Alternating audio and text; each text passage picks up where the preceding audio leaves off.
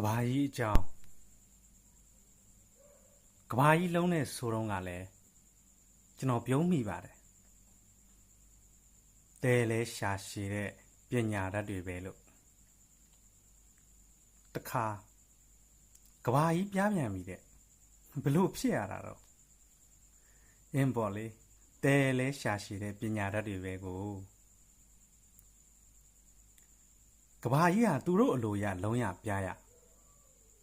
သူတို့အလုတ်ကတော်တော်လဲဟုတ်တယ်လို့သူတို့ဘာသာသူတို့တက်တီပြချက်ထုတ်ကြတယ်ကျွန်တော်ဟာတာမန်ပြည်သူကြပြာတို့စာတို့လေးတွေမရေးတဲ့ရေးတဲ့နဲ့ရေးနေတဲ့ကြပြာရေးသူပါကဘာကြီးလုံးတီဖြစ်စေကဘာကြီးပြားတီဖြစ်စေတရားမျှတတော့ကဘာကြီးတာတောင်းတပါ၏အောင်ချင်း